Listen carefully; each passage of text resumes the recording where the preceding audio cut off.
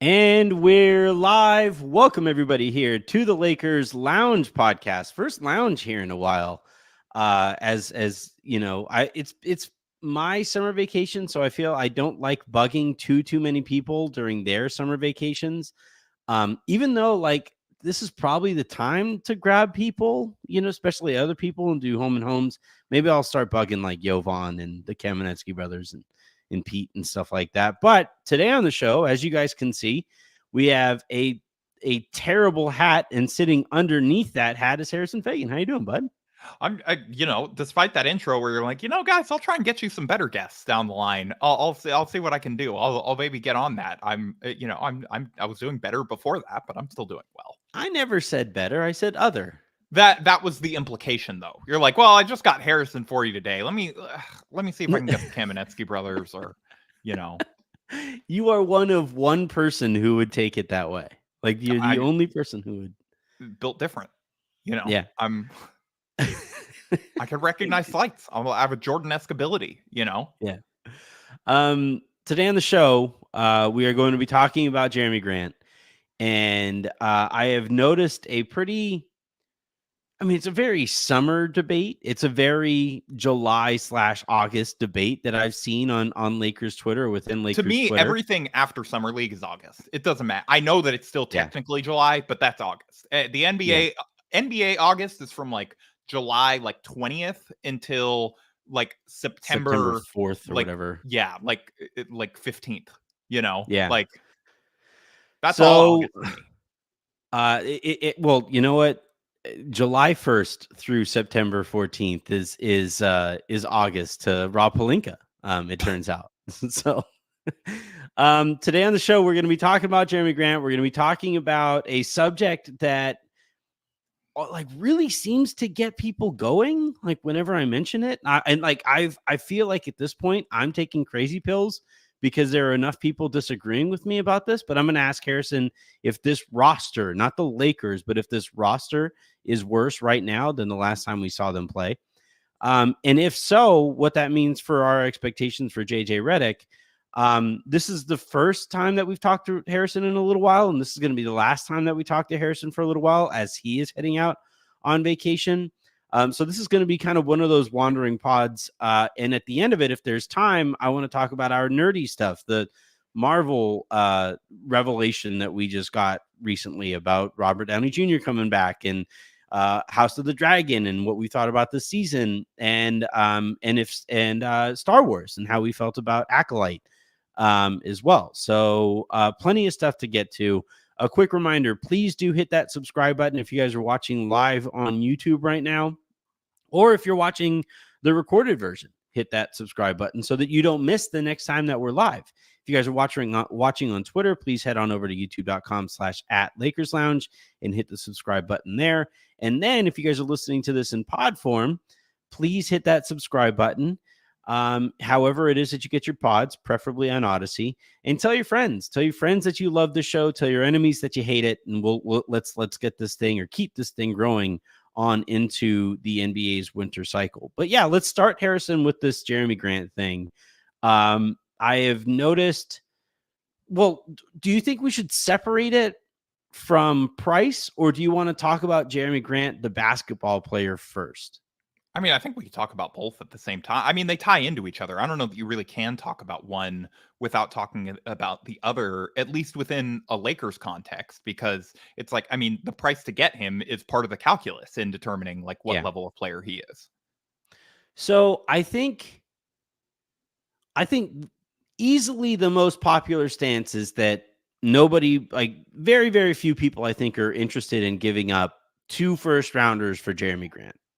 The contract, there's some player questions. I think if there is a GM that is interested in doing that, they should be like preemptively fired. Like, I think bringing that to your owner and being like, yeah, 2 firsts, I think, for this guy, like on one of the worst contracts in the league, hasn't played hard in like 3 years, let's but it could work for us. I feel like that is a fireable offense. Yeah. Unfortunately, Joe Cronin is hoping that somebody is willing to get fired for Jerami Grant. Like hoping clearly somebody comes along and risks it all for Jerami Grant. I tend to agree. I've maintained in my reporting that the Lakers, like, there was that quick report that the Lakers, like, I don't know if it was framed this way or whatever, but that the Lakers got right to the finish line in a trade involving 2 first rounders and whatever contracts that would have gone back the other way for Grant, and that Rob Pelinka got cold feet right at the very, very end. Good. Rob should get credit for that. If that I'm was told the it price, never got that far. Like, Okay. I've been told, like, repeatedly that the Lakers have never shown very much interest in Jerami Grant for 2 first-round picks. It's really this simple, Harrison. Good. Jerami Grant. They should not be. There's no world where they should be doing that. Well, like, the Trailblazers didn't even think that he was worth 2 first rounders when they traded for him. Like, when they traded for Jerami Grant a couple years ago, they gave up 1. And then and there was less contracts and stuff that were involved, and there was a trade exception that was created and stuff like that. But, like, I don't understand how Joe Cronin can give up 1 first rounder for Jerami Grant, watch 2 kind of meh seasons from his team since, and then now demand of everybody that he talks to, you have to give up more than we gave up for him. After, by the way, we signed him to this albatross of a contract that was only given to him because he was Dame's buddy at the time, and Dame was going to be in Portland playing with Jerami Grant, we thought, for at least a chunk of that contract. Turns out that's not how things would play out. Dame would ask for a trade after. Dame was voluntarily with them for about 12 hours after the contract was signed, and then involuntarily with them for a couple more months, but not actually into the season. Imagine Dame having, like, a capologist friend who, like, showed Dame, like, what that contract is going to do to Portland's books moving forward, and Dame is like, ooh. It was like, well, I'm not going to mess with my guy's bag, but I got to get out of here. This is not a good idea. So we won't. I don't even think it's worth having the conversation. Dame would know something about being on a bad contract. So what's that? Dame would know something about being on, like, a bad contract that's, like, more than you're worth at this stage of your career, and so he could sniff that out, I think. His capologist never mentions the damage that Dame's contract does to teams' books. Yeah. But no, I don't even think it's worth wasting the oxygen that it would take to have a conversation about whether or not Jerami Grant, bring him in no matter the price. Because I just think, like, the people who say that, I think, are more frustrated that the Lakers haven't done anything than they are actually interested crazy. in Jerami Grant. With all due respect to anyone saying that is insane. Yeah. Like, I'm not going to sit here and defend Rob Pelinka. I've roasted Rob Pelinka for, like, the last year and a half, pretty much nonstop, but him not giving up 2 first round picks for Jerami Grant is, like, that's on the good side of the ledger. Yeah. Anthony, he is making $100 million American in the 3 years after this season. Well, like, the problem is that it'd be one thing if the Lakers had their own bloated contract to send back. Yeah. Like, it'd be one thing if the Lakers if Russ was still on the team, I'd be like, hell yeah, bring in Jerami Grant. It's time. Then okay. Then you're giving up 1 first to get off of Russ, and then you're giving up a first to get Jerami Grant, which was, what we thought the situation was going to be. And so, like, the problem with, like, trading for Grant is that, and this, by the way, is going to be the situation here moving forward for all teams in this CBA. There are going to be very, very few teams that have fat on their books moving forward, right? Like, this new CBA basically demands everybody trim up their steaks to the point where you are just cooking meat from now on. And I think, from the Lakers standpoint, giving up 2 firsts and the contracts that you'd be sending back are at least going to be, like, they're all going to be rotation minutes. They're all going to, it's going to be, they don't want D'Lo. I've been told time and time again. They have like 97 point guards already. That would be sort of weird if they did want D'Lo. Their whole roster is just point guards and centers. It's a bizarre roster. I've heard that, like, the the trade conversation that the Lakers felt got the furthest was involving Vando and Rui going to Portland, and then like getting to the trades, to the draft stuff later. But those are the two players that Portland wants the most. I wouldn't give up both wings for Grant. I was going to say, like, are we sure that Jerami Grant at this stage is better than Rui for this team? Like, significantly better to the point that he's worth that contract? Yeah. I think he's better than Rui. I don't think he's better than Rui. I think he's better than Rui, but is he like a first round pick plus Rui's less bad contract better when, again, we come back to this every time, but we haven't addressed it yet this show. Again, LeBron and AD both want to play power forward at times and both need to play power forward at times. And Jerami Grant is not a wing anymore. Yeah. I tend to think that, my problem with evaluating Rui is that like the highs have been so high and the lows have been so low, right? Yeah, this the is last not time we saw him, he was borderline unplayable in the last playoff series. Yeah, no, I mean Rui has a lot of problems and a lot of weaknesses, but I don't know that he's like significantly worse than this version of Jerami Grant. Like people are thinking about like Jerami Grant, wing stopper, hard-nosed defender, whatever. He hasn't been that guy in like 3 years. No.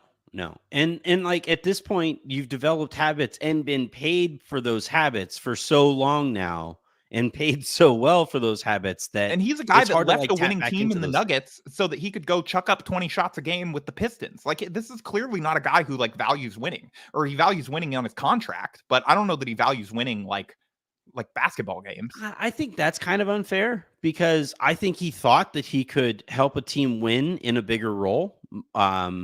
More than he was, helping the Nuggets and in the role that he had. Like, I don't hold he's it like, you know what? Nikola Jokic, I think he's got to clear out for me. He might have bad instincts, but I don't hold it against guys for wanting to see what they can do in a bigger role, right? Like I mean, we saw out for him. He got a bag, so I mean, good for him. But it's also, right. Like we saw it with Kuz, because that is like your quickest path to a bag is that expanded role. And so like Kuz, like by the time Kuz was traded away from the Lakers, like it's not that he was demanding a trade or that he never wanted to return to the Lakers or anything like that, but he was like ready to kind of spread his wings, and he did. And now he's paid significantly better than he was as a Laker, and maybe that better than he ever would have been as a Laker.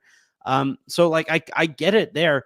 The big one to me though, Harrison, is his like disinterest in being traded away from Portland, because they very clearly don't match his timeline, right? Like they very, very clearly are not on the same timeline as he is. Like he has his kids in school there. He doesn't want to move them. Like, yeah, I just don't think like you're like this is the point where I think we could talk about his disinterest in winning, is that like he has other priorities above winning that have to do with family, have to do with the city. He loves Portland, according to anybody that you talk to, especially the guys that I've spoken to who cover him. Nice place. I can't blame him for that.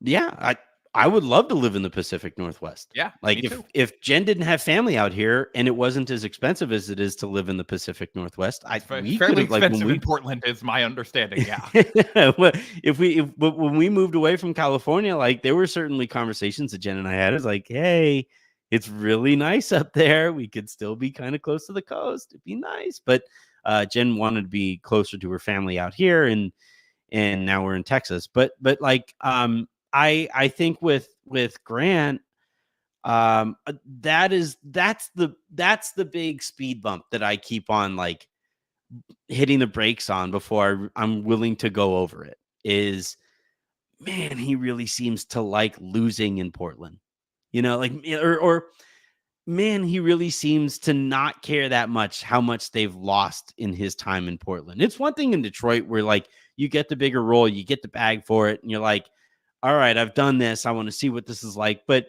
the people that you talk to, or the people that I've spoken to around the league, have all said that, like, yeah, if he would like to be in LA and he'd like to do a little bit more winning than he's done in Portland or whatever, but like, it's not the most important thing to him. And that terrifies me. Like, if the whole reason that the Lakers are trading for him is so that he would help them win, and he has that stance on winning. That's where I'm like, that's the kind of guy where it's going to be like, where he's going to come in and he's going to be like, you know what, it's time for me to focus in on defense and rebounding and, you know, just playing a role again and do it. No, I mean, he's like making $30 million a year to play LA Fitness pickup games, which is like, hey, I mean, he's living the dream. Good for him. But, you know, I mean, I don't think that that's like the kind of guy, and especially just like you take all that intangible stuff out, whatever, like throw that to the side. Let's say like he comes here and he's totally focused on winning, and that is like he really wants to be in LA, and being around LeBron it invigorates him as a competitor and all that stuff. He still just is not the greatest fit, and he's not on a very good contract. Like, to me, this is just, it's not the guy. So what would you give up for Grant then? Like, what would you be willing to give up? Would you give up even a first rounder for him? Because I've heard, like, I don't think based on I saw your back and forth with Darius on Pete today, or with Darius on Twitter today, where it sounds like Darius is just like flat out not interested in Jerami Grant. No, I would not attach a first round pick to take on that player or that contract in this roster. I think they're like, if you need sort of like a 4 type guy on your team, like that's the one area that the Lakers don't have any need. Their 2 best players both want to play a lot there. I just like, I don't think that he's like a good roster fit and a good use of your cap space in, you know, shout out Rob Pelinka, second apron world. Yeah, I would not give up a first for that contract. I just wouldn't. Not for this Lakers team. If it was a protected first, I would give up a protected first for him. You know, if it was mean, protected first is different. I mean, maybe it was like a lottery protected first. I think I'm just like not. I'm just not in on like the fit to me. And so it's like, it's not even just like giving up the first. You're giving up also the chance to use that first in a different trade for a player that fits better. You know.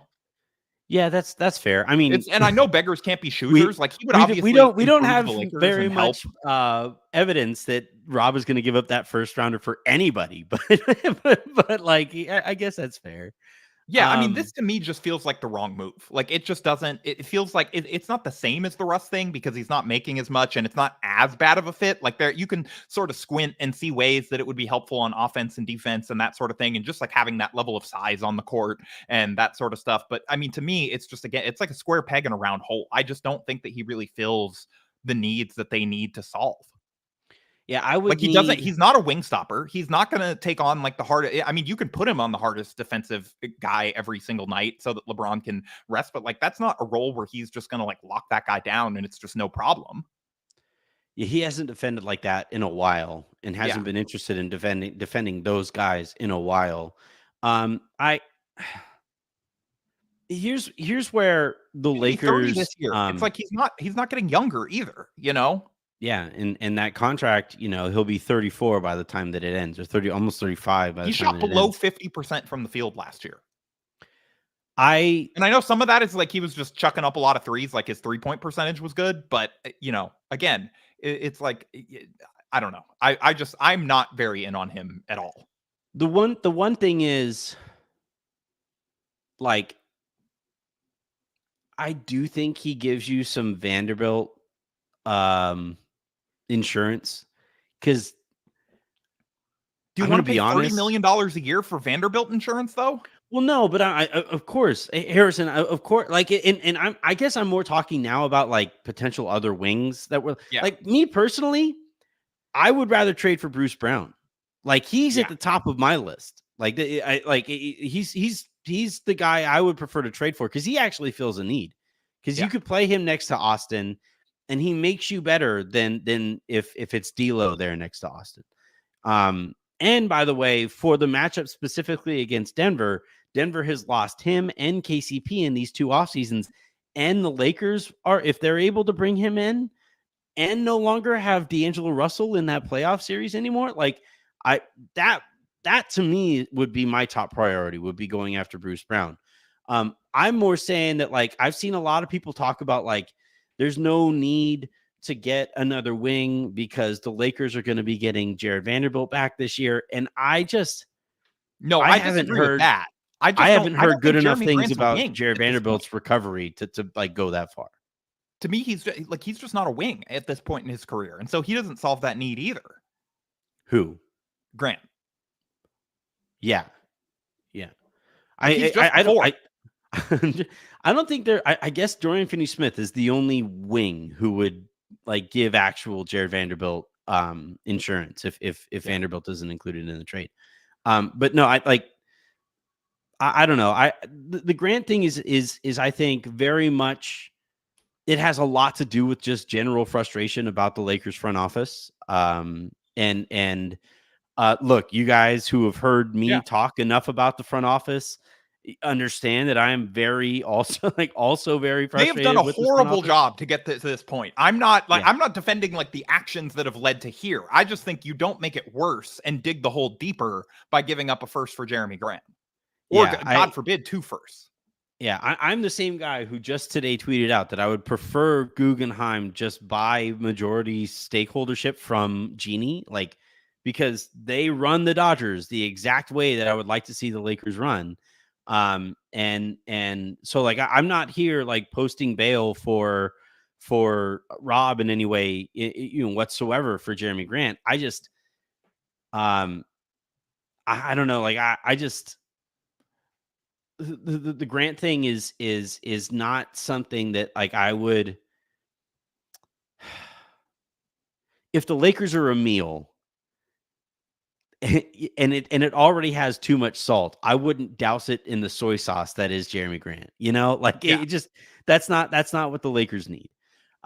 Let's move on though really quickly, or not really quickly at this point. I just want to say, like, the number one mission right now should be at least don't make it worse. Like if you're not going to be able to make it better, at least don't make it worse. And to me, that would make the situation worse, potentially in the short term, maybe not, but definitely in the long term. Yeah. It's like going all in, but you're like all in for like the 6th seed. Like that's not a move that significantly vaults them up the standings. It is very Chicago Bullsy. I would agree. The Bulls would trade for Jerami Grant. Like that there's a team that'll give up a first. They haven't. Yeah, they're like, well, because Portland doesn't want Zach LaVine. That's the only reason. They probably would have given up a first and just like kept DeMar, and it's like Jerami Grant, DeMar DeRozan, Yeah. Lonzo Ball's corpse. Oh, come on. Let's talk about the roster in its entirety now. And I maintain. Well, Anthony, I think just really quick, we should go through the offseason additions and subtractions. All right, and we're done. They have lost. We'll skip over the additions and we'll jump right into the subtractions. They have lost Taurean Prince and they have lost Spencer Dinwiddie to be replaced by Bronny James and Dalton Connect. This is where I feel like I'm taking crazy pills because like people were like going at me for saying this, but this roster is objectively worse in terms of NBA talent. It is worse right now. This is why I'm losing my mind. I feel like I'm losing my mind because I'm sitting here saying this roster is worse. Not arguably, not depends on how you feel. So no, in terms of just raw talent across the roster, the team right now is worse than the last time we saw them. That doesn't, however, mean that the Lakers are definitely going to be worse because we could see Jared Vanderbilt back. We could see Gabe Vincent help out next year. JJ might be better than Darvin Ham. But in terms of just talent on the roster, if the point of the offseason is to add talent to the roster, Rob Pelinka has completely and utterly failed. I don't want to post bail for Rob here, but like, I don't know that I disagree, but I can't say that I agree either. I think it's like, it sort of comes down to like what you're trading Taurean Prince for Dalton Connect. And it's like, he's probably a better fit for what the Lakers need, like it's again, I mean, you're probably right that they're the like, idea of him is we can't you're right that they're probably worse in terms of like, they have objectively like lost 2K talent points or whatever, but they have some injured guys coming back. Like, I don't know that they're actually functionally going to be worse. I think that they could be better for some of the coaching stuff that you mentioned or whatever, Taurean Prince is probably still at this point like a better overall player than Dalton Connect in the NBA. I think we could probably guess. Harrison, how can you say probably? We just saw he was like the 4th best Laker in the playoffs the last time we saw them. That feels strong, but I mean, it's like losing him. He was definitely one of the he was the guy that you wanted the Lakers to close with. Huh? Like, I don't think Taurean Prince is that great. Like, he's one of these guys that he sort of, you watch him and he looks like he should be good, but he's really not that great. Like, I do not enjoy him. I'm not And saying I love Taurean Prince. I just yeah. don't love replacing him and hoping that a rookie is going to definitely make up for his absence. Well, I don't think it's just that. I mean, they're hoping that, Gabe can play. They're hoping that Vando can play. Like, there's a lot of things that they're hoping to sort of like make up for that by committee. But I would argue that there were a lot of times last year where Taurean Prince made the Lakers worse just because of how much he was being The role he was overused used, in sort of the wrong positions. And so to me, it's like, again, yeah, you're probably right that like the roster on paper is like a little bit worse. But I do think that there's context there to where it could still end up being better, depending on, again, like if Vando and Gabe are back, to me, I don't know that you end up missing Prince all that much. And like if Connect can play, I think that to me that seems, I don't think that they're like better than they were last year, but I think they're probably about the same. My problem with it is that like Prince signed That's elsewhere a lot of ifs, at the to minimum. be fair. Yeah, well, I mean that's the thing is like as part of that whole blood feud that Lakers Twitter had with me that day, I did say like here's everything that needs to go right for the Lakers to actually be better next year, right? One, LeBron and AD need to be as healthy as they were last year, which in and of itself, like that's the beginning and the end, and that's the case for everybody in the league, is that every team's best and second best player need to be healthy. But the problem is not every team's best and second best player is a 40-year-old and an oft injured Anthony Davis, right? Like that's where I would say it's fair to point out how much the Lakers have writing on that. And then from there, yeah, I mean, I think in a lot of ways, depending on what they do with D'Lo and sort of what Austin looks like when he comes back, like, is he going to be a little bit better at some of the stuff that they asked him to do last year? He's still young-ish. He still could theoretically improve at some things, but they are, like they're still horribly equipped to deal with any Anthony Davis absence whatsoever. Like they're horribly equipped to deal with the minutes Anthony Davis doesn't play, much less if he misses games. Like they're going to hemorrhage points again, most likely in those bench minutes. And, I think that they are really, really in rough shape if he misses any time. And so I think to me, that's the big sort of hole on the roster. And so maybe you can argue like Grant, helps there or something like that. But again, not really. I mean, what is he going to play center and cover up on I don't know. It just, I think that they're really, really poorly equipped to deal with an Anthony Davis absence. I think that they can survive one-off, LeBron's resting tonight type games where they have enough sort of shot creation with Austin and D'Lo and, Anthony Davis and all this stuff where like under the right circumstances, they can put together a competitive effort in nights LeBron is out. I do not think that's really the case in nights where Anthony Davis misses. 100%. This is going to be a parade of layups to the rim. To be fair, like AD is coming off of the healthiest season he has had as a Laker, right? Frankly, like his best season, from start to finish that he's had as a Laker. I still think 2019-20, but I mean, last year has an argument for sure. Well, the playoffs for sure. Not even just the playoffs. The regular, he was a beast in the regular season that year too. He was, and but he still could make shots during that regular season. Harrison, after the 1920 season, people were saying he's the next Hakeem after 2019-2020 in the bubble. Okay, but I'm talking about even previous to the playoffs. Like he was remember that game where he had like 30 free throws against the Grizzlies? Like he was a legit, he was creating offense himself. That's just not something he really does anymore. And like, I think he was just at a different level athletically that season than he is now. Like he's still obviously one of the top 5 athletes in the NBA, but he's no longer like number 1 by a mile other than maybe Giannis. Yeah.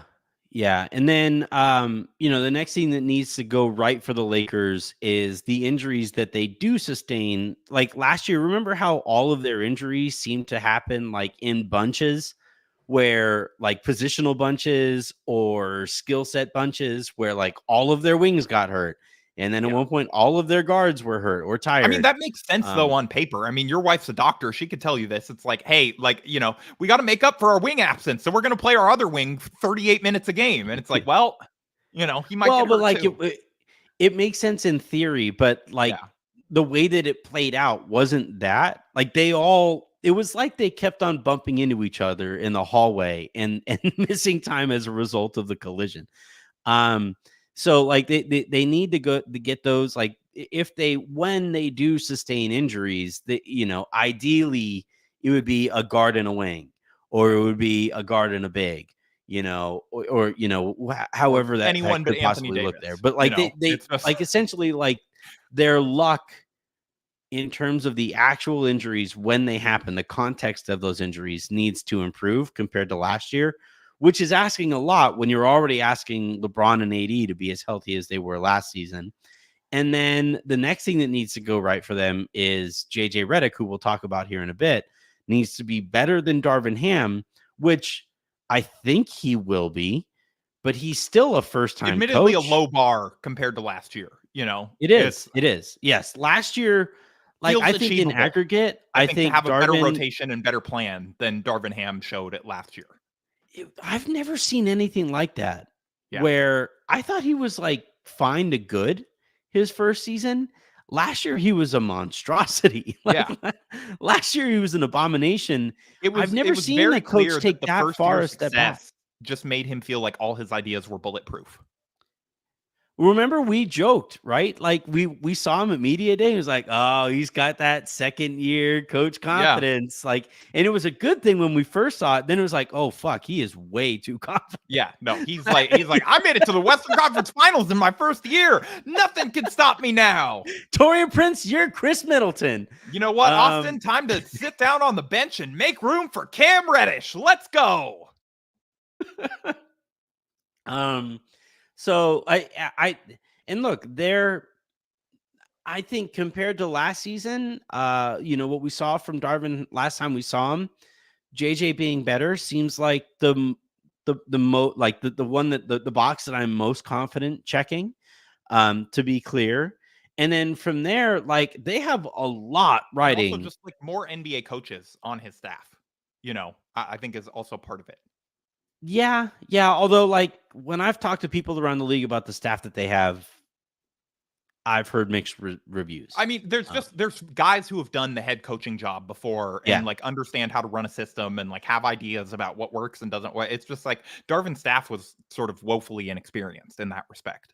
Yeah, 100%. That's fair too. And I believe that, again, like I think any team that fires their head coach and elevates Nate McMillan basically goes to the conference finals. And so like they are sort of set up in that respect. If, LeBron decides that it's like, hey, we've all made this mistake before sometimes where we're like, I really like my podcast partner. I want to work with them a little bit more. And then it turns out it's like, oh no, this is horrible. Like they are a pain in the ass to manage and not exactly, like it's just too much time with them. And you sort of have to separate a little bit. Yeah, we've all had that happen to us. All of that. Like, my only concern is that like,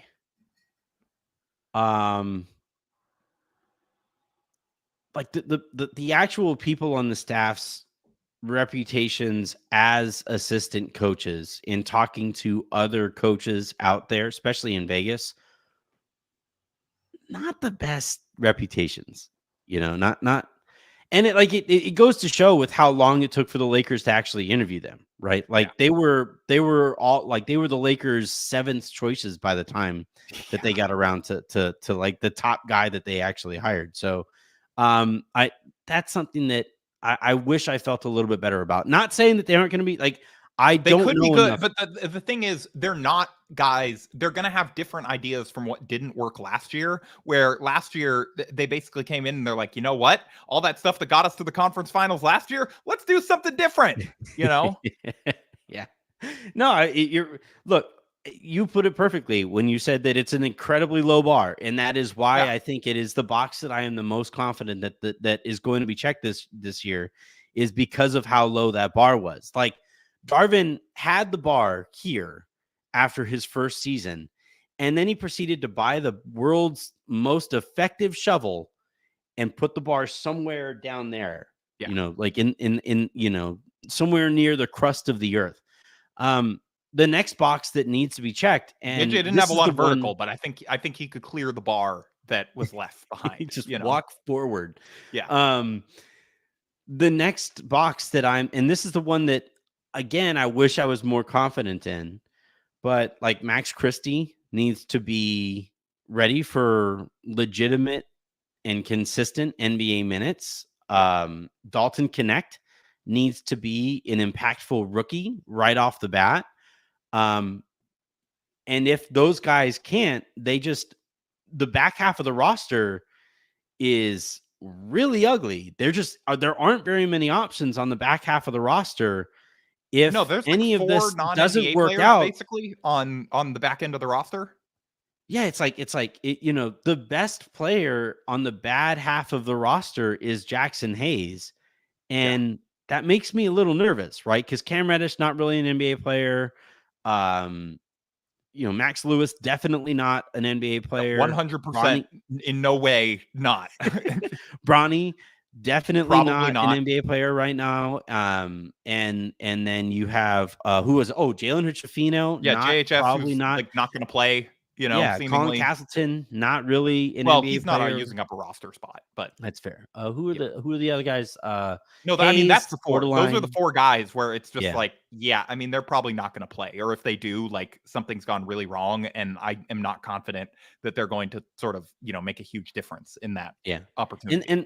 And like my point there, like the point of doing all of that is like to try to set expectations for JJ, who they're going to be evaluating in his first season as an NBA coach. That's tough, man. Like I legitimately don't know how to do the Christian math. Wood to that list where it's like, I mean, he's an NBA player, clearly. Like he can do certain things at the NBA level, but like how good is he? How much can you rely on him in your rotation? I think we sort of saw last year, like not that much. And he opted into his player option for a reason. As quickly as he did, he opted into that thing as quickly as he possibly could. And so between him and Hayes, we'll count them each for like a half, wasted roster spot each. It's like, you basically are wasting 5 spots at the end of the bench. Yeah. So like, what do you do with the expectations here for JJ? Because, like I kind of liken it to, for a long time, the Miami Dolphins like didn't know if Tua was good. And basically, like they put Tua in a position last year where it was like, if we fail, it is going to be because of you, because they brought in Tyreek Hill, they brought in Jalen Waddle, they brought in every tool that he could have possibly used to be a decent quarterback. And Tua for most of the year looked really good. The problem, like the issue was like, if I was a Miami Dolphins fan, I'd be a little nervous. I'd hope that Tua was good enough to handle that situation, but there was no way to know it because his line was so bad and the organization around him was so bad. Brian Flores was like actively like trying to stop him from being good so that they could go out and get Tom Brady. Like the situation that JJ finds himself in next year, I don't know if I'll be able to fully evaluate him. I was going to say, isn't that the exact opposite of what he's walking into? Like they have not given him all the tools to. No, that's what I mean. Is that like eventually it took Miami giving him all the tools to be able to evaluate Tua, and then they do evaluate him and they decide, okay, cool, we're cool paying you $50 million to be our quarterback. But right now, JJ's in that season before they did all of that, where as they're supplying him all those tools, as they were supplying Tua with all of those tools, it was like, man, I sure hope he's good, because if he's not, we're screwed. Yeah, they're asking JJ to ride a bike, except for like they didn't give him handlebars. And so it's like, I mean, maybe he could do it. There's enough parts of the bike that it's like he could hold it up and he could, make it work. But I mean, you're not, it wouldn't be as easy as if he had those handlebars. Yeah. Yeah. I don't know if we'll be able to evaluate JJ this season. Like I legitimately don't. You're saying we can't judge this team yet until it gets Trevor Ariza. Yeah, until once Trevor Ariza comes back, you're not gonna him and Kendrick Nunn. It's not off the board. Those guys might play for the Lakers. When Kendrick Nunn gets his Olympiacos buyout, like it's over for the league. I like what would you set as expectations for JJ? Like can you set expectations for JJ? Be better than the Earth's crust bar that was left for you, which again, like feels like a manageable expectation. I think for the Lakers as a whole, they're sort of a hard team to judge this year because again, like last year's team, they still, people can make the jokes about like the competitive sweep, whatever competitive gentleman sweep. It's like clearly they're not, set up where they're going to beat the Nuggets. The same thing just keeps happening over and over again, but the Nuggets got a little worse. The Lakers were pretty close with them in a lot of those games. Like, the Lakers are better than what their reputation is. And if they get the right matchups in the playoffs and JJ is like a decent coach, I'm confident they can still like, I mean, we're watching Team USA right now. And I know it's obviously a different roster context. Like, I don't think Steph's walking through that door to give shooting, and Devin Booker and, you know, like all the Kevin Durant, all these guys, you know, obviously are not sort of walking into the locker room for JJ, but you know, LeBron and AD are closing games for the best team in the world. You know, like, these are two guys that are still really, really good and really, really respected by their peers, and like just able to straight up just get it done against like the best players in the world and in the most important roles. And so, you know, again, like, you have the MVP getting benched for Anthony Davis, like, down the stretch, because he's just a better like team basketball player than Joel Embiid is in a lot of ways, and like just an easier guy to fit in more lineups and, you know, optimize. And so, you know, like, they're not starting from zero. They have like a really talented sort of two-man duo, but it's just the rest of it is sort of a jigsaw puzzle that, you know, JJ is going to have to figure out. Yeah, if Embiid didn't have French citizenship, there's a good chance the Lakers would have 40% of the starting five. You know, Team USA starting five. You know, and like, it makes it all the more fun. Like that it would have been. Can you imagine watching them try to make him, Wemby, and Gobert all work at the same time? I just want to see it from a basketball perspective.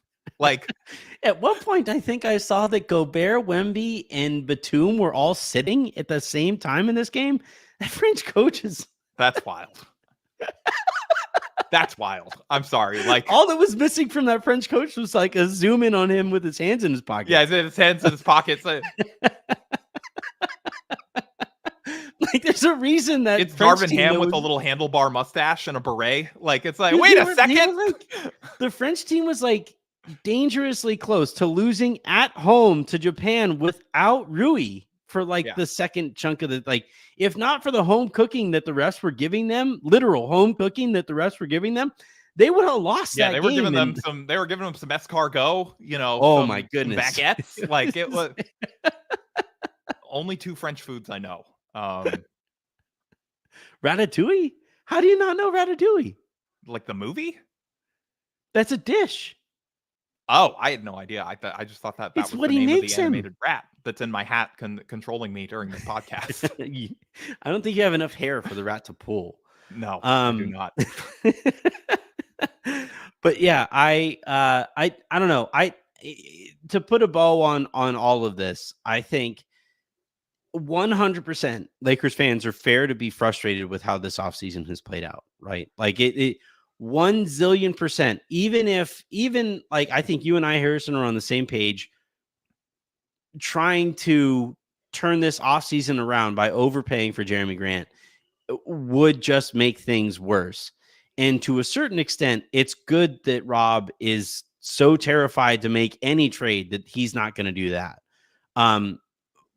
But that said, there was nothing done on the margins when, like, at the very least, that is what we knew that the Lakers needed to do, right? We knew that they needed to find a way to get off of Cam Reddish's deal, to get off of Jackson Hayes' deal, to be able to, you know, play more of a part in a fairly fruitful veteran minimum free agency pool.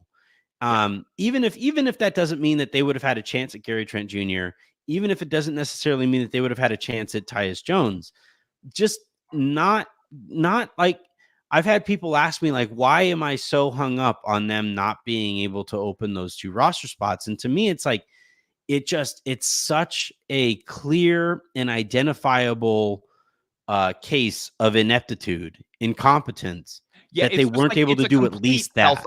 Yeah, it's a complete self-own, you know, like, where you completely made this mistake. And the thing is like, I understand that, you know, you're talking about like, oh, you just got to find a way to get off of Jackson Hayes and Cam Reddish. It's like, well, no one wants those dudes. And, you know, you'd have to attach an asset to do that. And I don't think that it's worth it to attach an asset to salary dump a veteran's minimum player. Like, I mean, I guess depending on what the asset is. And so this is, again, like, not me.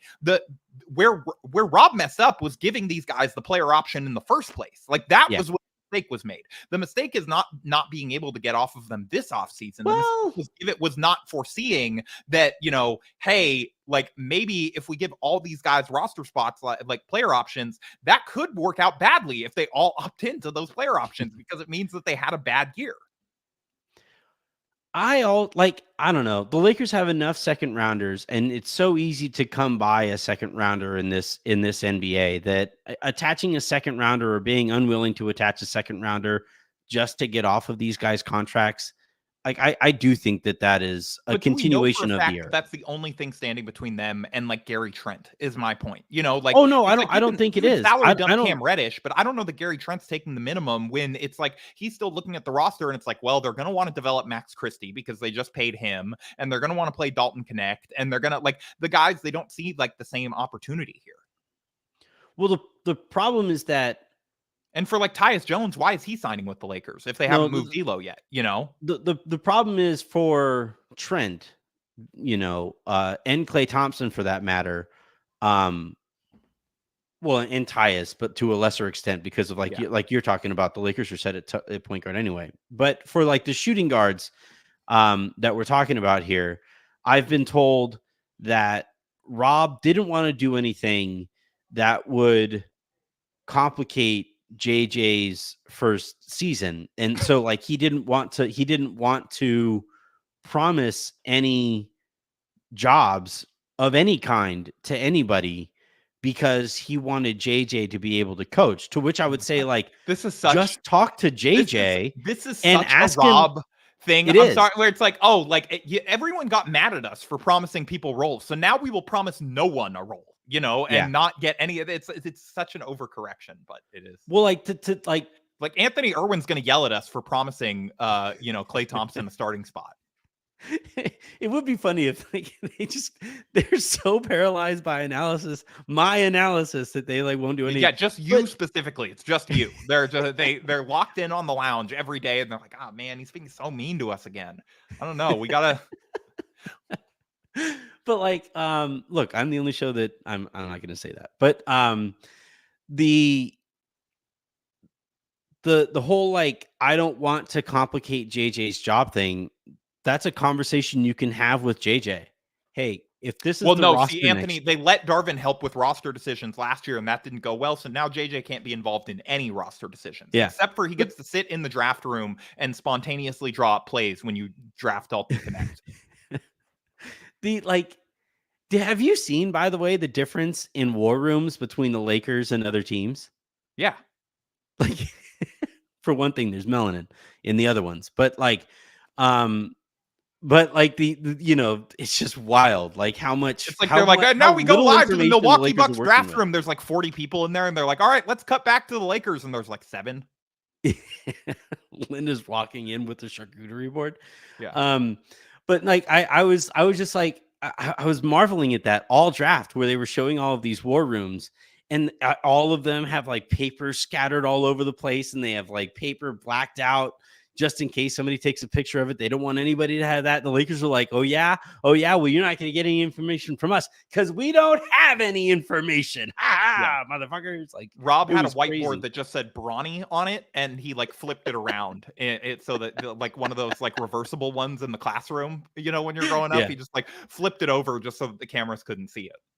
Well, like I made this point, a few times in Vegas that this vaunted, like the thing that the Lakers are best at, I think we all would agree, is their scouting department and the team, the team that sends information that leads to draft picks, right? Yeah. If you look at their draft, that team had nothing at all to do with the draft this year. Nothing. Yeah. Because Dalton Connect wasn't on their board initially, because they didn't think he was going to fall to him. Okay, well, I'm sure he was on their board. He was just above where they thought that they were going to be able to pick. Right. But they came out and said we had him as undrafted. They said like they barely scouted the guy because they didn't think he was going to be available to him. So that means the scouting department didn't scout their first round pick, and then because they knew that they had to draft Bronny in the second round, the scouting department didn't get to scout their second round pick, which means that the thing that the Lakers do better than almost anybody in the league scout prospects and draft prospects they didn't get to do this year. It's crazy.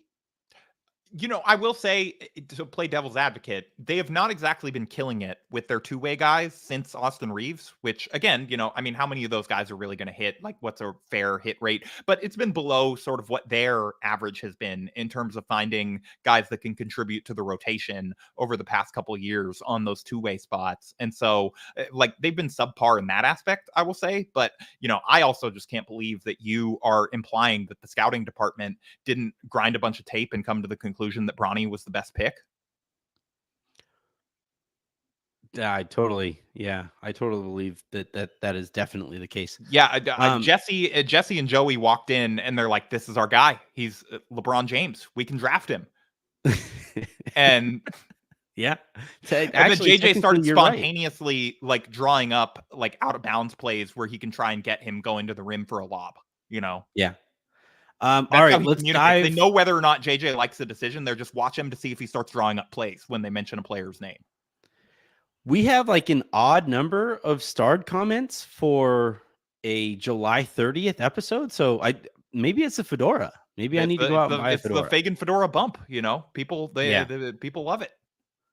It does mean that we get to play this thing. And dive on in with Justin Tyndall, who starts us off with, has there been any deals where D'Lo has been included? Seems nobody wants him. Don't see Grant as much of an upgrade over Rui, considering Grant is owed 29, 32, 34, 36 over the next 4 years. Isn't that a song? Isn't that a lyric to 29, 32, 44, 36? That's no, I don't think so. It is. Well, it's not the exact numbers, but it's close enough to. Oh God, I'm blanking on the song, and I can't believe I'm blanking on the song. But it's Petey Pablo's song. Anyway, as far as D'Lo goes, Brooklyn was interested in D'Lo, and to a lesser extent, Washington was interested in D'Lo. Portland not at all interested in D'Lo. But in terms of teams that and Jordan Poole on the same team, well, no, I would watch every Wizards game. The Lakers would have been getting Kuz back. Oh yeah, duh, yeah, that's but it makes it even worse, right? D'Lo and just Jordan Poole is your backcourt. That would be incredible. I would probably watch more Wizards game than Laker games. If it was D'Lo and Jordan Poole in the backcourt. But basically almost every team, Brooklyn especially, I think there's a chance that D'Lo, if D'Lo gets dealt, I've been told that the likeliest place is probably Brooklyn that takes him in. I mean, that makes sense. They have nothing but fond memories for him, Yeah, well, and they don't care whether or not they don't need a tank because they don't have enough control over their picks. Yeah. And if you don't care, about winning or losing games, D'Lo is the guy. But yeah, every Portland basically told the Lakers, if the Lakers said, well, why don't you just send D'Lo somewhere else for another first rounder? And Portland came back to them and said, why don't you do that for us? And that's where talks kind of broke down. Wait, where are we getting the first rounder for D'Lo? The next comment here from Brandon Oming. Do we really think Grant is better than Rui? I would have argued that Rui is better off. And Grant is is better an offensive player. Grant is better defensively. Grant is now 30 compared to Rui being only 26.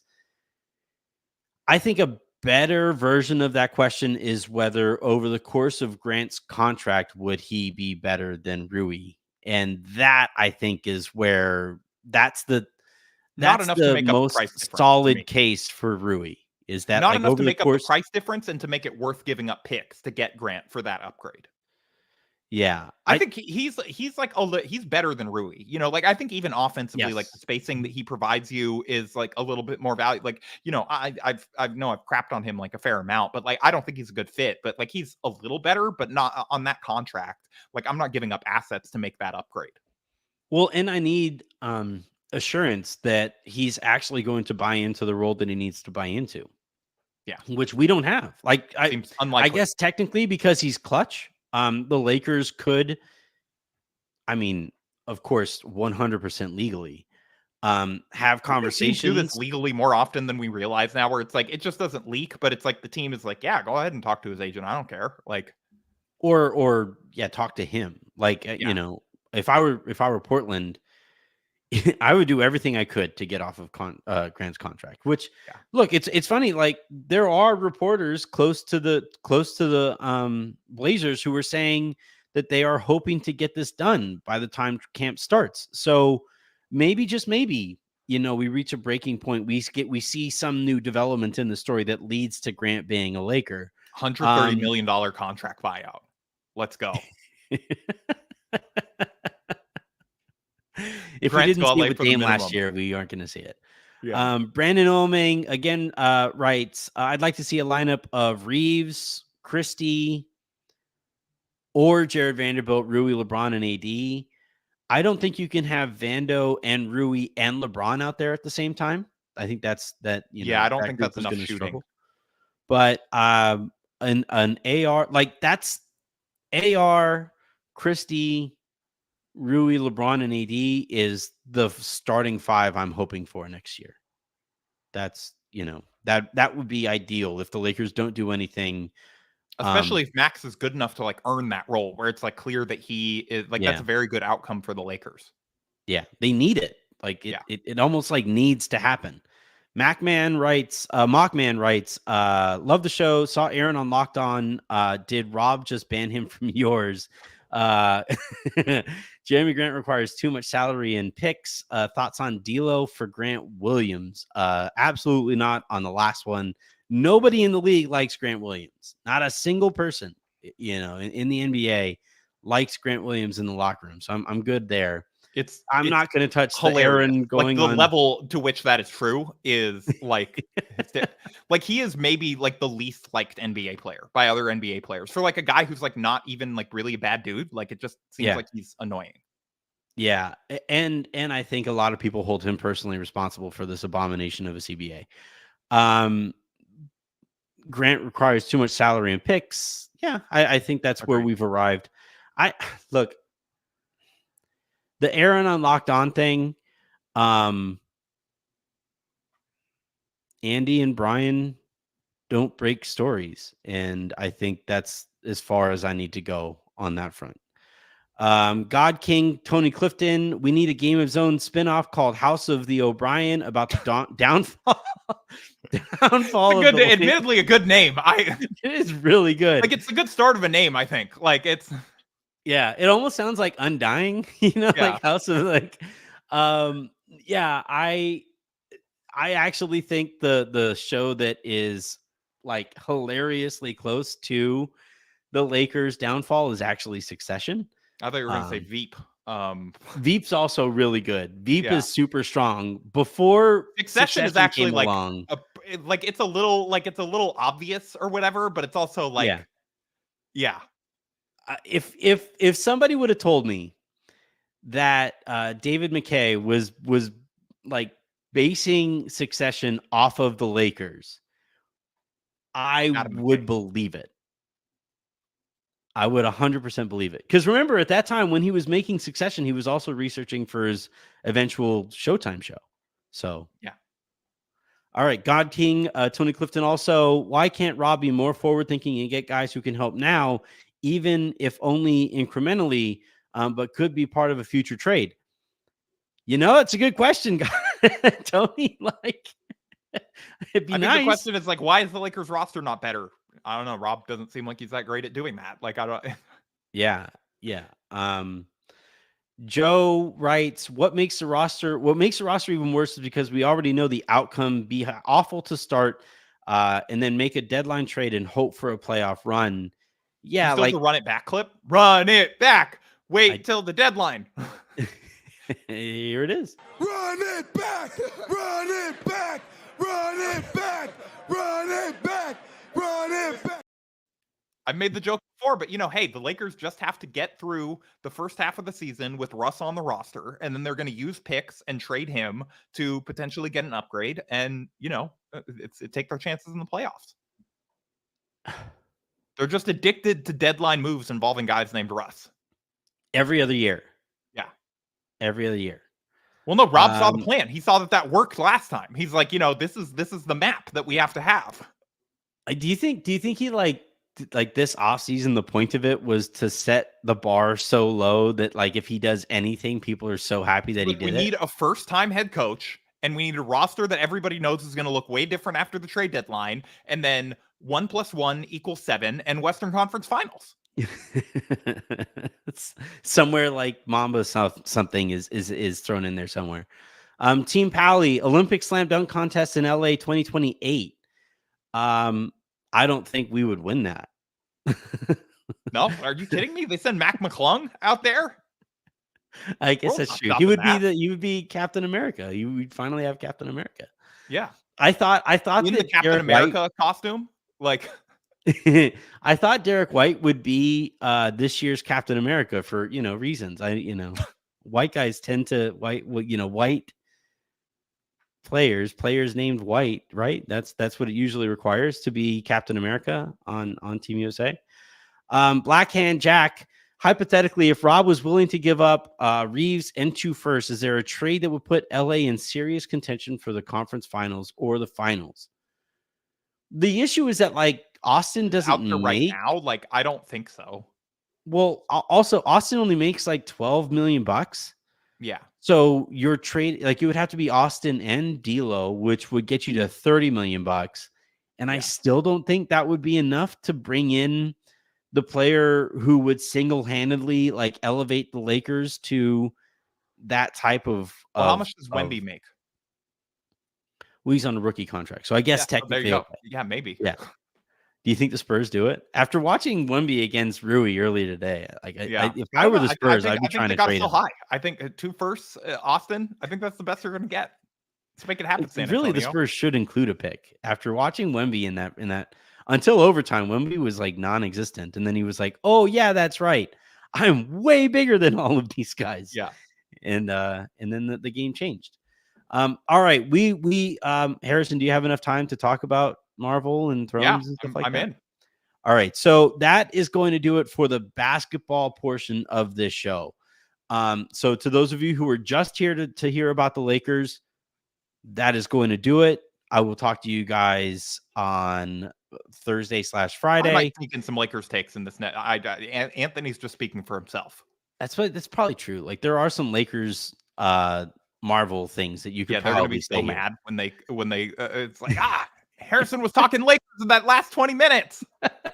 He lied to me. But a lot has happened, and I haven't spoken to Harrison about all of this stuff like in a while. And like Acolyte, I find fascinating because I didn't like the vast majority of the show, but I love the Chimere character. Like I love that like they finally fully leaned into actually the Jedi suck. Thrones, I think, has been really interesting and really good that they finally leaned into the magical elements. And then in Marvel, you have Robert Downey Jr. back, which I know is probably super cynical if you don't want to think about it at all, but I actually think it's pretty inspired to turn the most popular guy in the history of your cinematic universe into like the best villain that you have to offer. It's like the classic soap opera trope for $80 million of like, this is his evil twin, Yeah.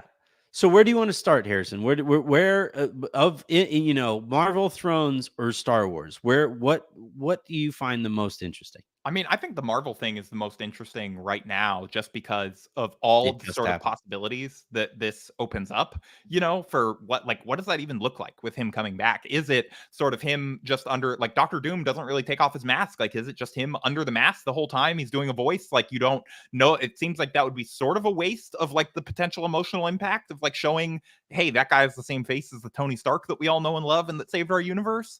But it's also, that maybe that's the most seamless way to do it. Or is this some sort of evil Tony variant from another universe where it's like, instead of Victor Von Doom, or maybe that's his name in this universe because his parents get killed earlier on by the Winter Soldier, and then he gets adopted by his relatives in Latveria and becomes like a Latvian monarch there, and sort of embraces magic and technology as sort of his quest, and becomes more evil and cynical, and leans into sort of the impulses that made him create Ultron in terms of becoming controlling and that sort of thing. And, I think that having that guy show up and he just starts beating the crap out of the Avengers is like that. There's some built-in emotional resonance with that, I think, for audiences that you wouldn't have necessarily gotten as much with the Kang thing, and is probably the most seamless way for them to set up stakes and pivot right off the bat when they're like, well, we accidentally wasted a whole phase setting up this guy that we had to fire. And so we're just going to have evil Tony Stark come in and kill the entire arena of him and set him up as the new big bad,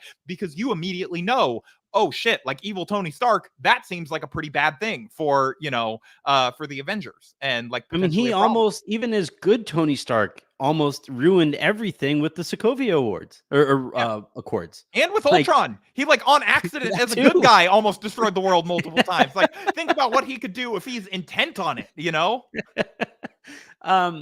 Yeah, I like.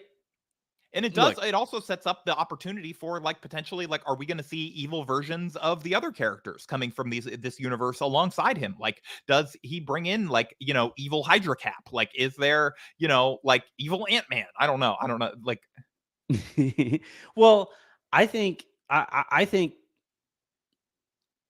one of my favorite cliches is, find me a cynic, and it's an idealist who just lived too long, Yep. and how I feel. like, I think that being Tony is a fascinating, because like I think Tony, right, like he lived long enough to like, and his eyes were open enough to see that, his company was doing enough wrong in the world that he needed to completely change everything.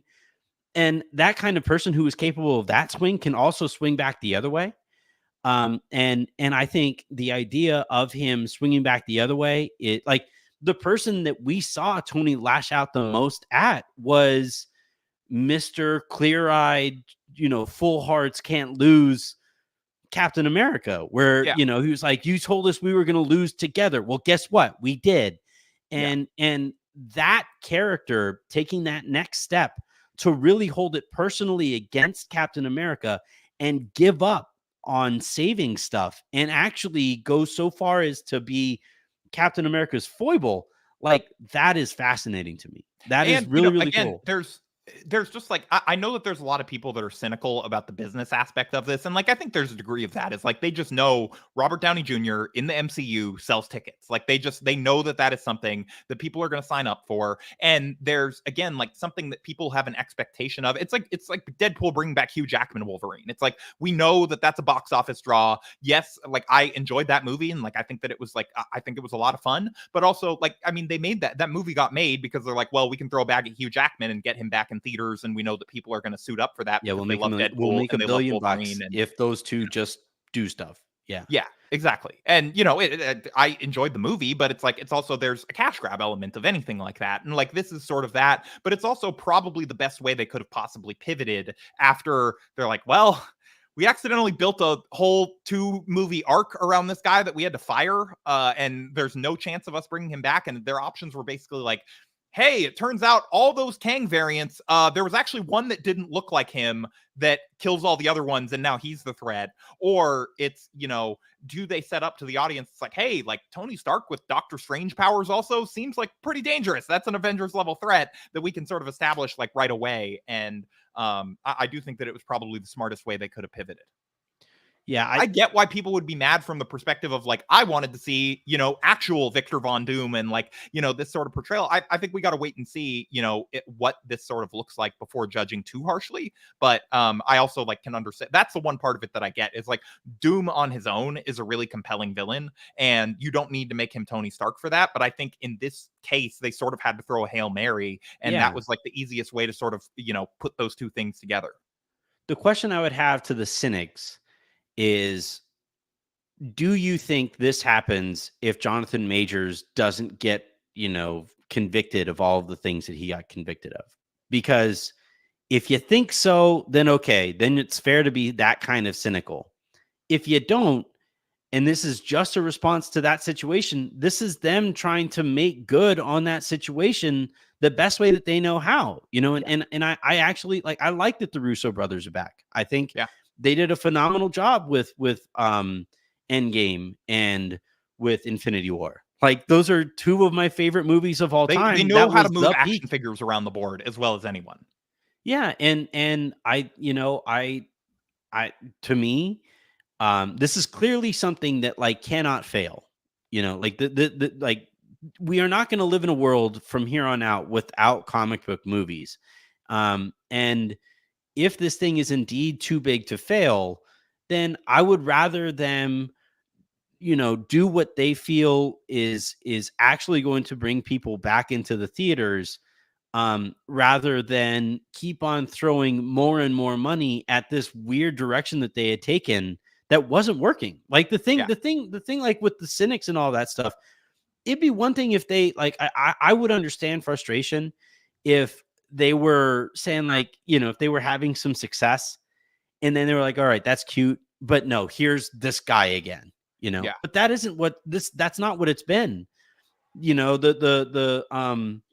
that it's too big to fail. Like, I actually disagree. I think that this is a Hail Mary to stop it from failing, because I think that there's, on one hand, this is obviously the first one is going to be a massive box office success just because people are going to be curious about it and want to go, but they're setting up a 2-episode arc. If they are sort of not respectful in the way that they handle this transition, people don't like the direction they're going, and I don't expect them to do this, but if it sort of stomps all over the ending of Endgame, in a way where it's people just are not vibing with it and it just seems like a clear cash grab, there's a chance the second one's big enough to fail.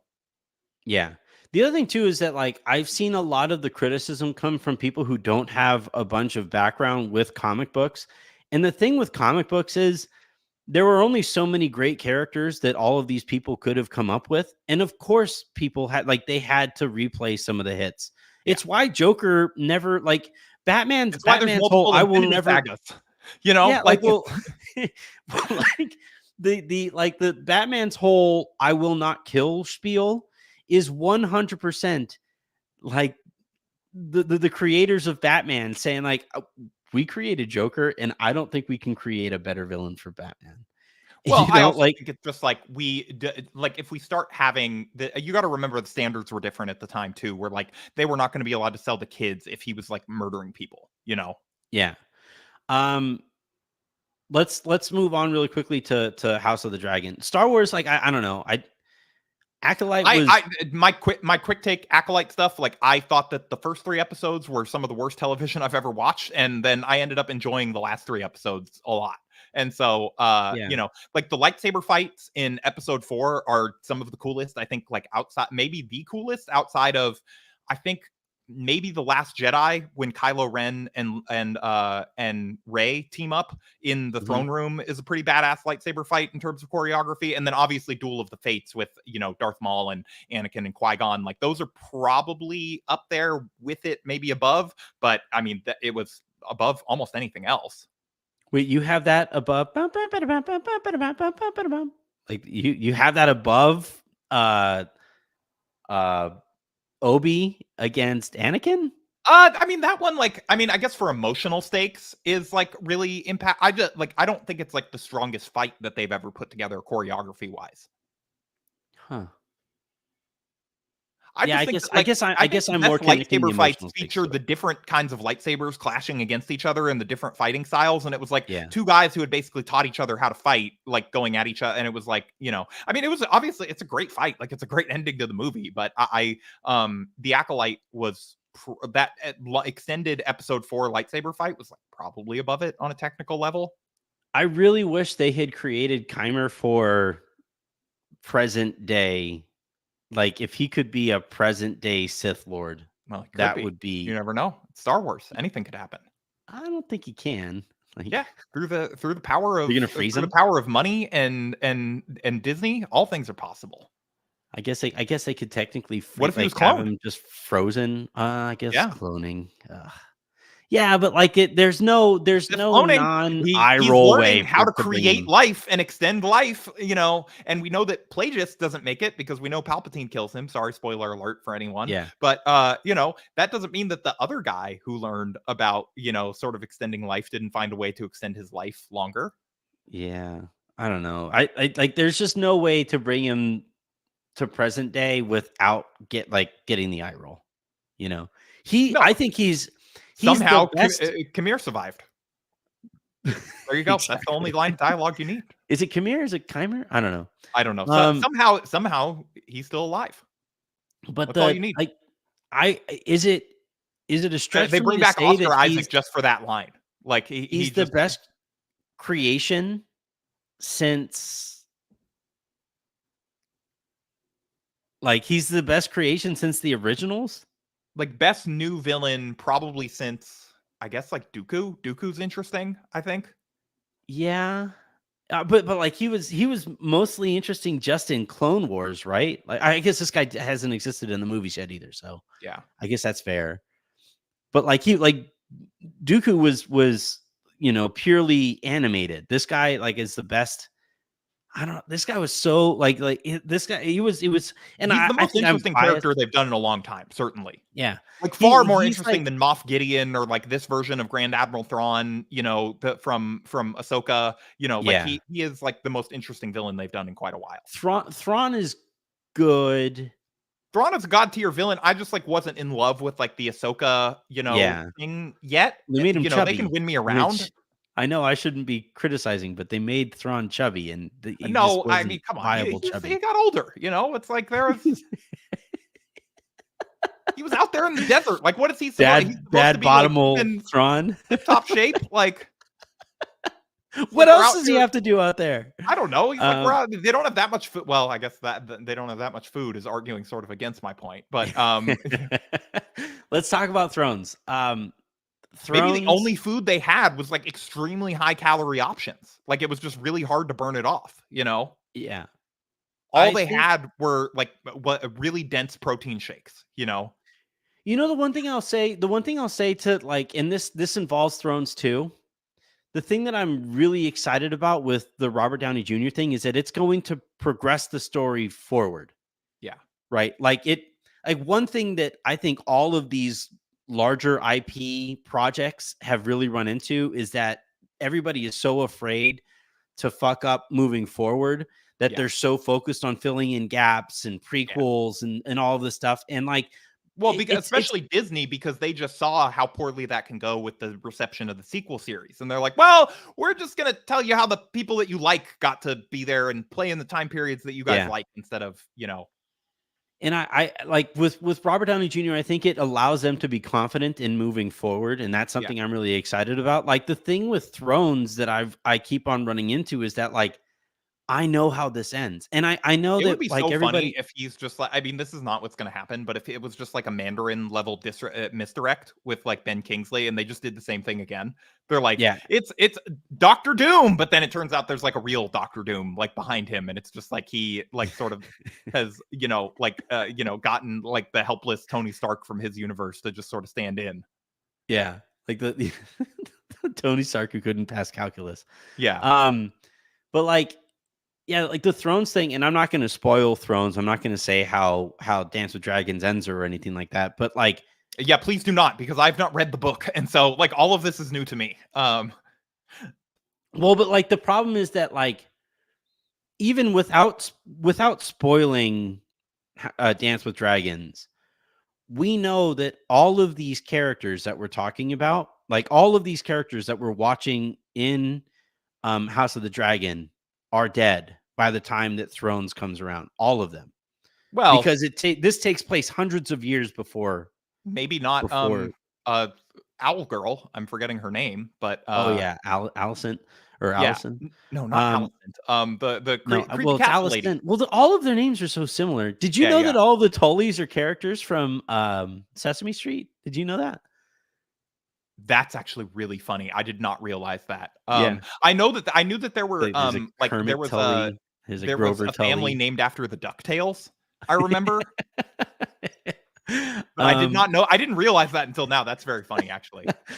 But so like the thing with House is for one thing, I love that Condell, the showrunner, compared to Benioff and Weiss, was Condell is like way more comfortable going into the magical element of the show.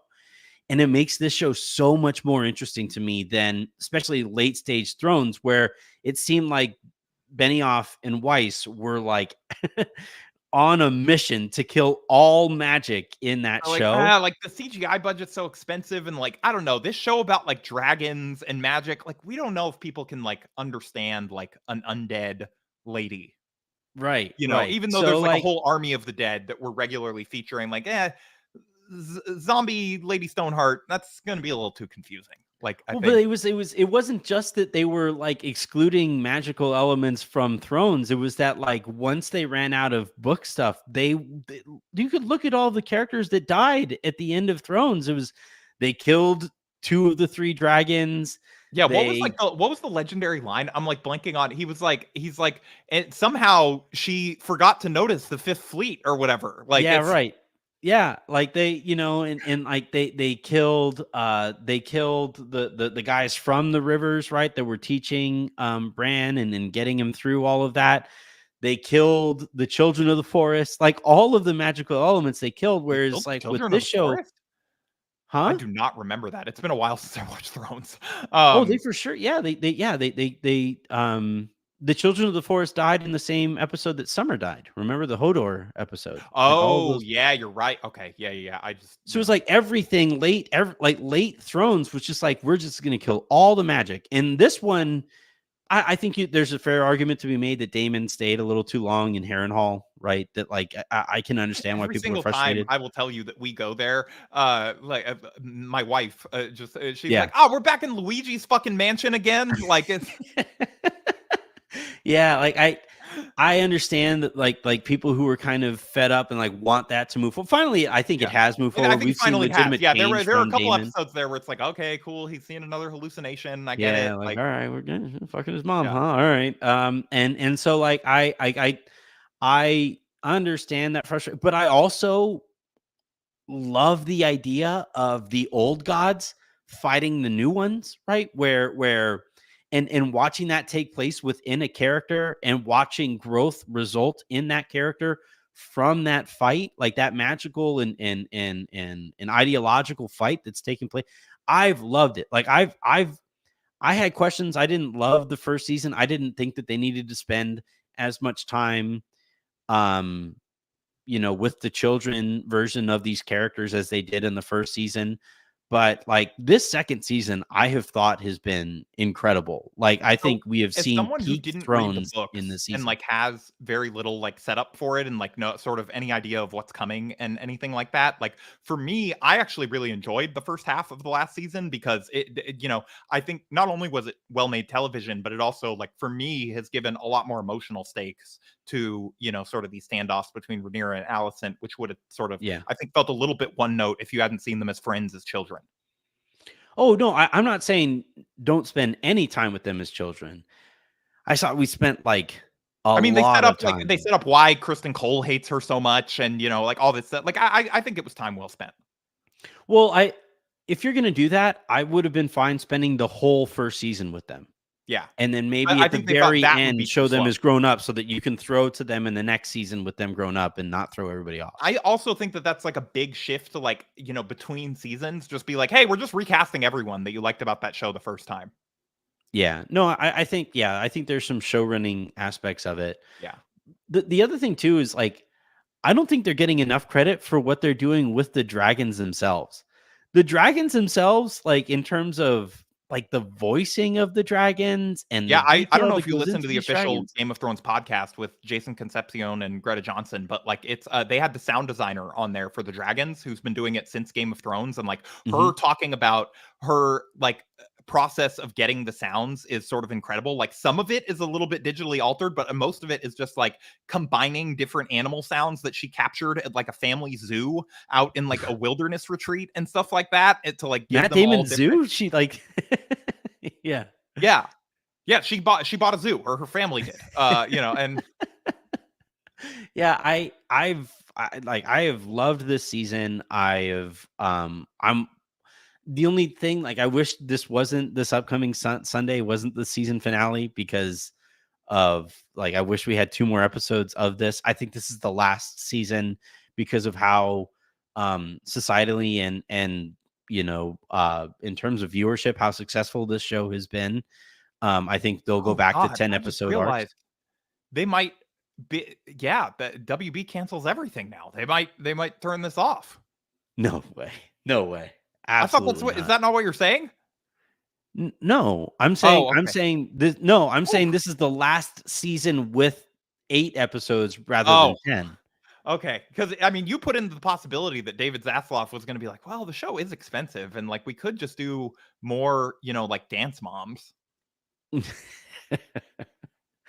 Nah, I don't think even Zaslav, I think, is not that stupid. Like, even Zaslav would not would It understand. feels like a lot. You're talking about like here's our Laker point. You're talking about like we shouldn't give people too much bail or like assume that they're not capable of like terrible decisions and making That's things true. worse or whatever. It's like this is the guy who was like he's like master negotiator was like I don't think we need the NBA Yeah.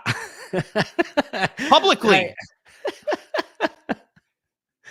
I think that's what I think they went back and found quotes from the head of NBC at the time, and that's just what presidents of TV companies say when they lose stuff, is that they didn't feel they needed it. Sure, but this is before they lost it. It was like when it was potentially on the table, and he's like, "Well, I don't know. Maybe No, if I say I don't think we when need it, drive the the price quote down."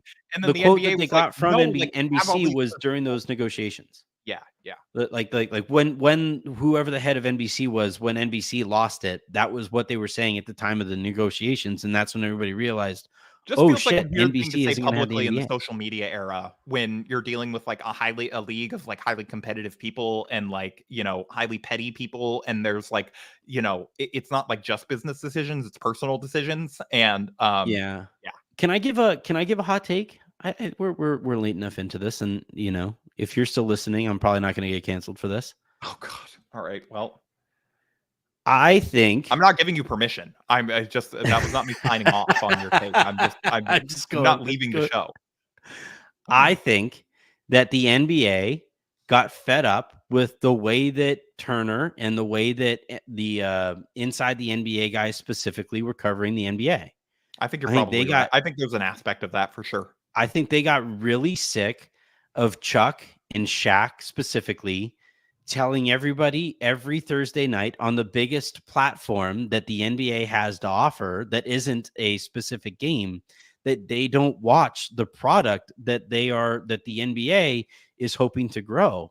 And I think I in will this say to the era, NBA though, be careful what you wish for, because it's like if you get people that are just propagandists on there, like I don't know that like resonates with people in the same way. oh sure, like I think there's risk involved, but Like I I have think non-sports friends who like send me inside the NBA clips because they enjoy them.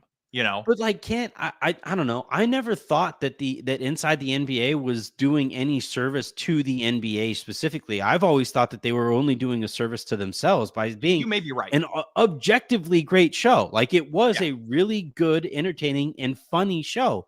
It just also didn't give a single flying fuck about the NBA, which if I was the NBA, I'd be like, I kind of want our biggest show I to do care think about the that is NBA. probably more of a factor than people are like either realizing or wanting to admit, because we all have these positive nostalgic feelings for inside the NBA, but it's like the NBA may not necessarily feel as much that way. I mean, we've seen that with how much players have complained about it in like recent years. Like I'm sure Adam Silver like does not enjoy that they're up there and they're like, yeah, the game's not as good as it used to be.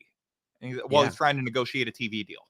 Right. And if I were, look, Adam Silver was putting pressure on ESPN for the way that they cover the sport too. Like, I think we're going to see some big changes there. Yeah, Adam Silver's got his Arya Stark kill list, and it's like Jeff Van Gundy, Mark Jackson out, Charles Barkley and Shaq out.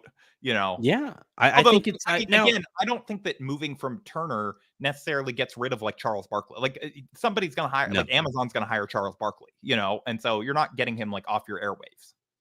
I don't think Amazon will be allowed to hire Charles Barkley. That's not informed, but I don't think like somebody's going to. No, but I don't think a league partner. I don't think the NBA wants I Charles disagree. Barkley on a I league cannot partner imagine channel. that they would put that in writing anywhere ever. No, I don't. Well, no, I don't think they would put it in writing. But I think Adam Silver would. Hey, can we not? He did it with the Van Gundys with ESPN. That's didn't lower want stakes, both though. Van Those Gundys guys are on the not air. as beloved as Charles Barkley Oh, for as like sure. the NBA institution. By the way, I think Charles Barkley would be more entertaining if he wasn't part of a league like if he wasn't affiliated with a league partner. I'm not saying that Charles Barkley isn't going to be employed next year. I just don't think that he is going to be employed or not next year, but beyond next year, because he's going to be on TNT next year. But I think, and by the way, it's going to be really interesting to see what kind of damage he does in that relationship too, because we know that he is willing to fly off of the handle. And we know that, like on the last season's night, going to be must watch. It is. It 100% is. But again, for not reasons that if I was the NBA, I would really want. Like, well, I don't know if I want that noise. I'm thinking about this from like a PR perspective, and I'm like, I don't know. You have an opening for an analyst on this show, I think. Charles Barkley, come on down, Lakers Lounge. Man, could you imagine the things he would say about the Lakers on this show? Especially if I get him going, voting him up, Yeah. Charles, the reason they didn't do this Ernie is because Linda Rambis didn't think it was a good idea. Johnson's like trying to rein him in and keep him from getting fired, and like you're like, no, Chuck, keep going, you got this. Chuck, is your cup filled over there? I don't think it is. Yeah. All right. I would kept let you him for cook. Like Ernie Johnson's like, we got to go to commercial break. You're like, no, Charles, I think you got some good points on the upcoming election. Fire away. Let's go. Oh no, I would not have. No. Oh God. On that note, I've taken up way too much of your time, even if it's right before you head out on vacation.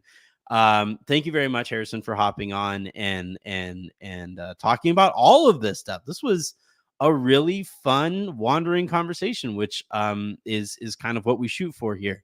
A reminder, please do follow all of Harrison's and everybody who works for Harrison's work over there at SB Nation.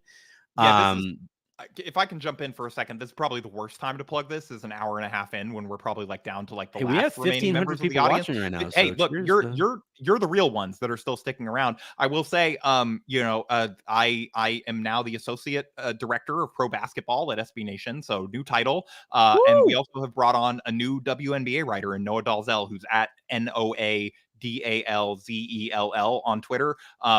She is going to be covering the WNBA full time, as well as continuing on some of her Celtics beat stuff. And so, like, if you enjoy I know that probably just like unsold Lakers fans, but if you care about the WNBA, if you want to follow and be informed on the WNBA, you need to follow Noah. She's a rising star, and I'm really excited that we have her aboard now doing stuff for us full time. No, people like when Sabrina comes on here and talks about the W and talks. No. I'm saying Noah is a Celtics fan, so let's get past that for your audience. Hey, look, I get it, but like I hate the Celtics more than anything, and I like her. She likes Peyton Pritchard a little too much. Is all I'm saying. I mean, she's not. I respect it. She's not backing down from the All-Star potential thing.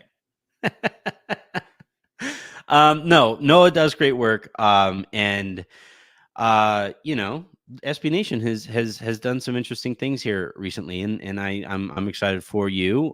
Congratulations on the promotion. That's awesome. That's really really cool. And thank you very much. In my mind, I think.